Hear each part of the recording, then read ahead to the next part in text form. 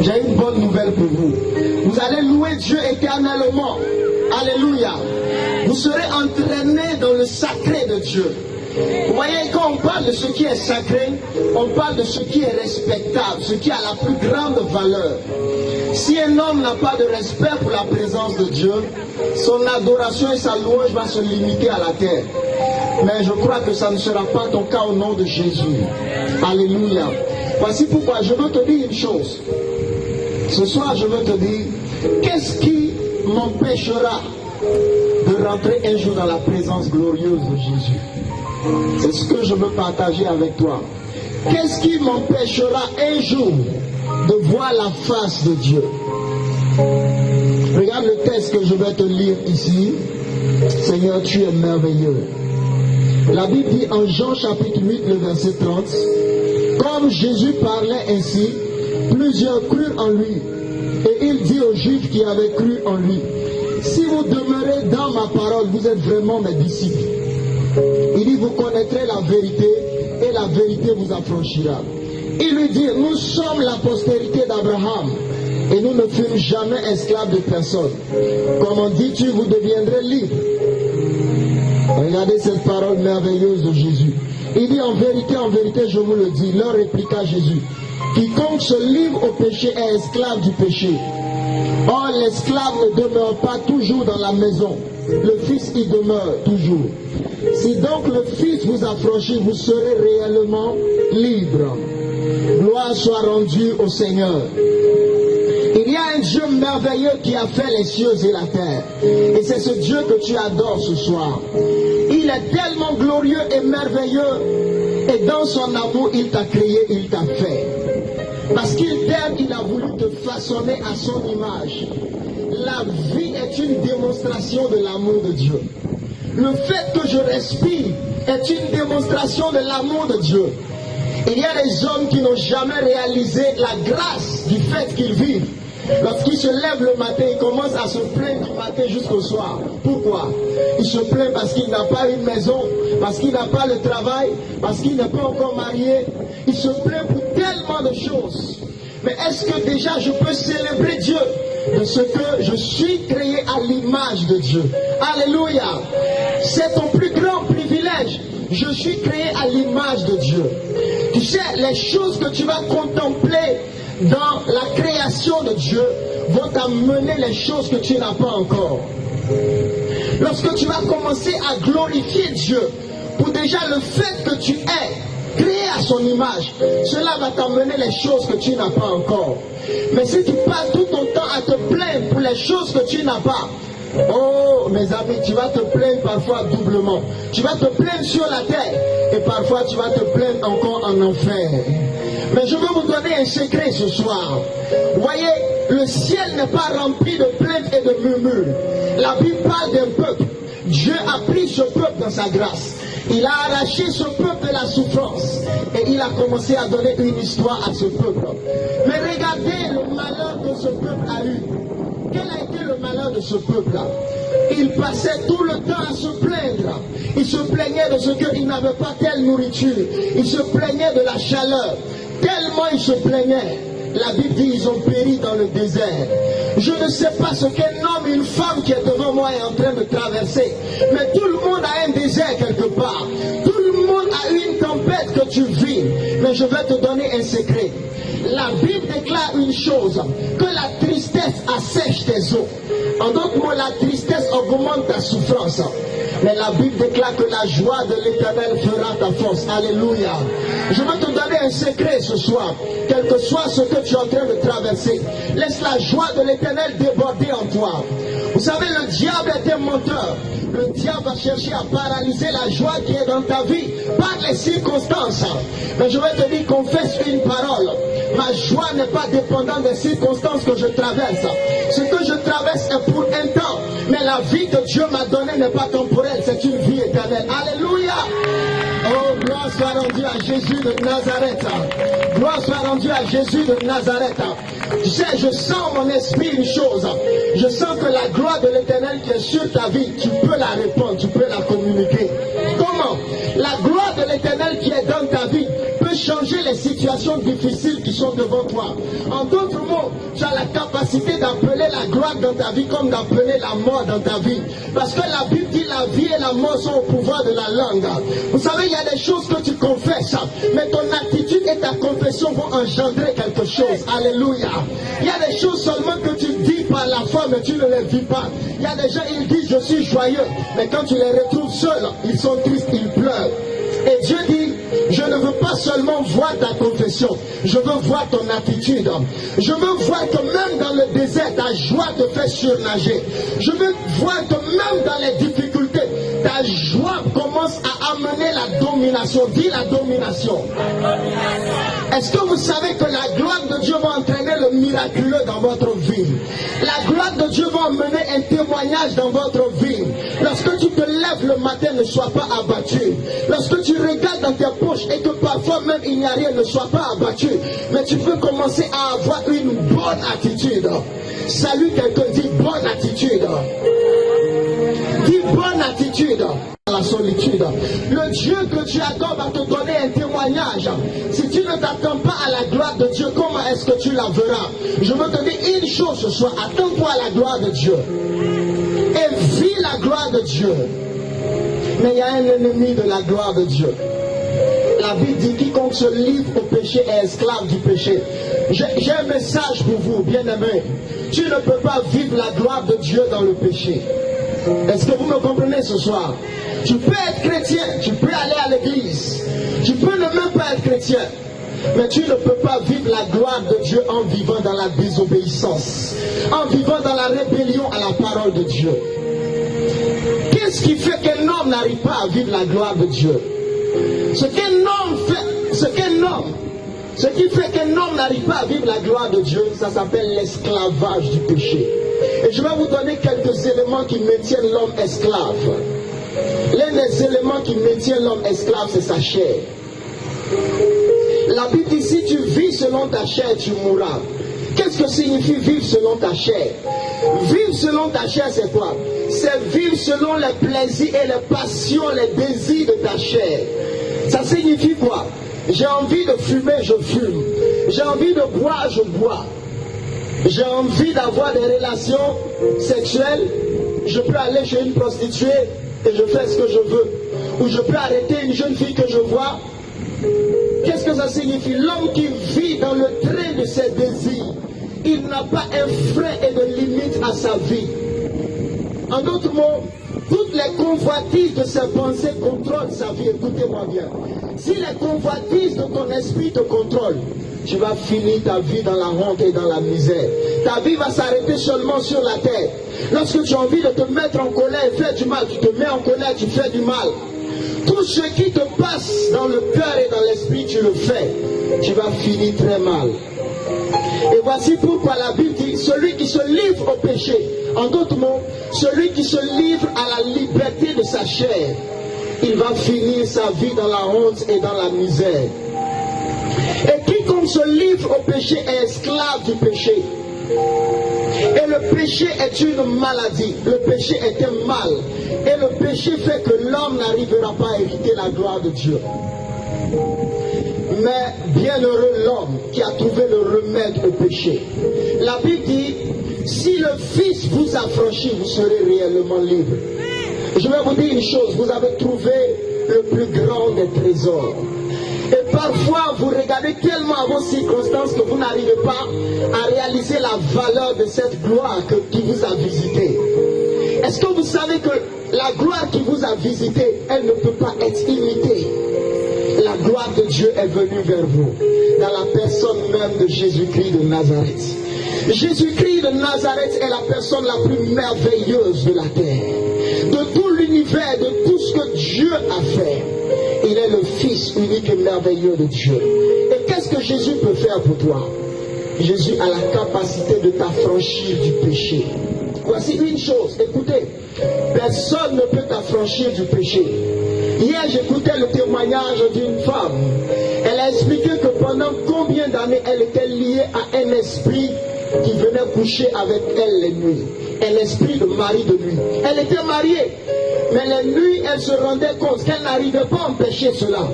Et elle disait que chaque fois cet esprit venait et avait des relations intimes avec elle.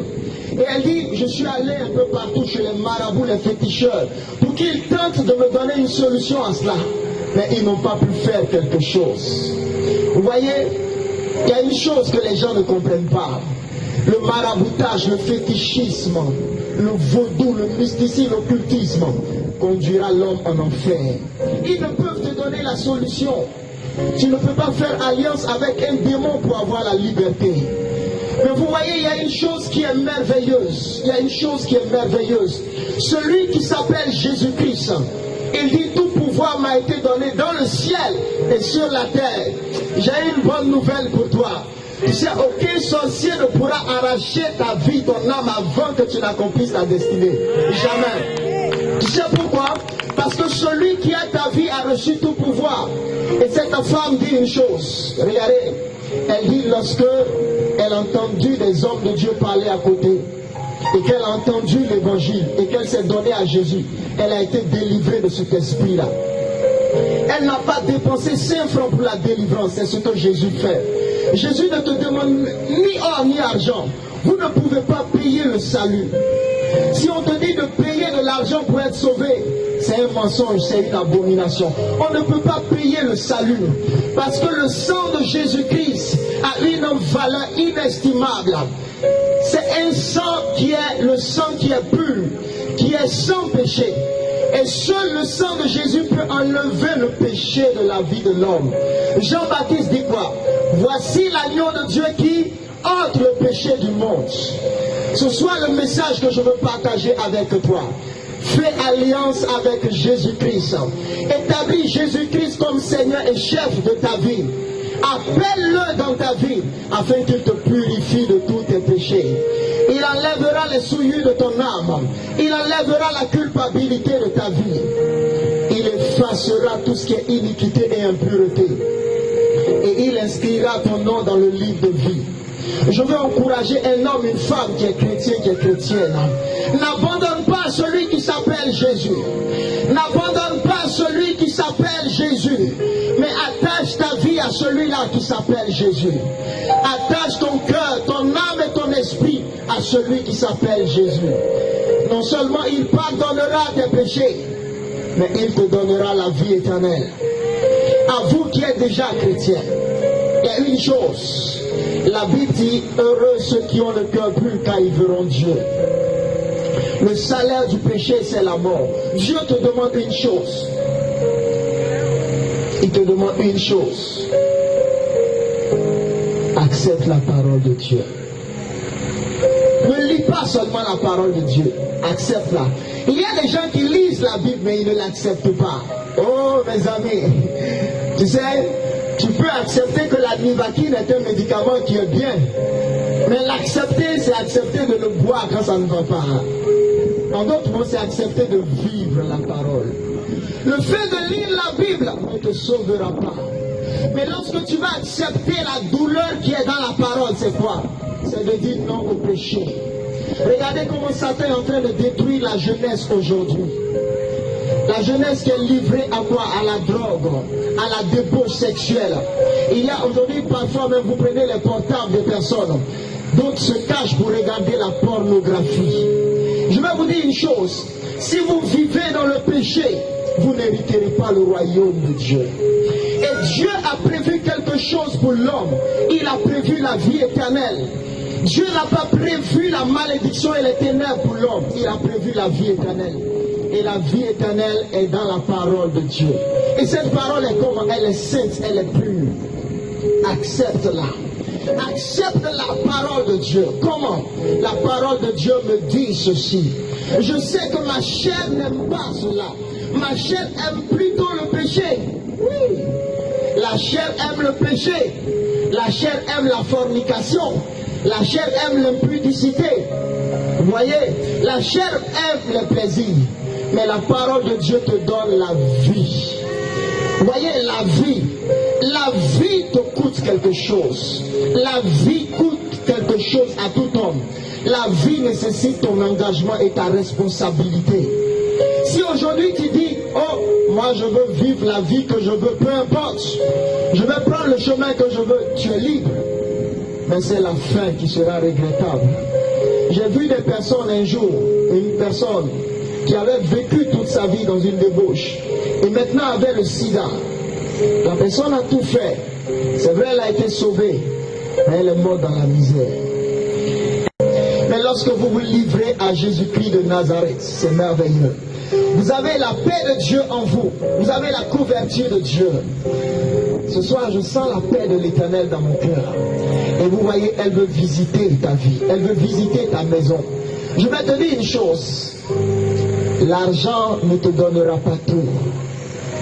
Jésus-Christ te donnera tout. Si tu fais de l'argent ton Dieu, tu finiras en enfer. Et tandis que je préparais ce moment, le Saint-Esprit m'a dit, il dit, lorsque les gens disent Dieu, ils n'appellent pas tous le même Dieu. Il dit, lorsqu'un homme dit Dieu, et que celui qui a la première place dans sa vie, c'est l'argent. Il dit, c'est l'argent qui est son Dieu.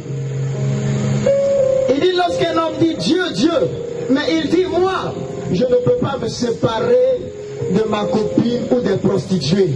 C'est la prostitution qui est son Dieu. Lorsqu'un homme dit Dieu, Dieu, il dit, mais moi, je ne peux pas me séparer de la drogue. C'est la drogue qui est son Dieu. Et il m'a dit, il dit, tout esprit qui tient un homme captif et qui contrôle sa vie et ses actes, ses habitudes, est son Dieu. Et là où ce Dieu va terminer avec petit d, c'est là que tu vas terminer.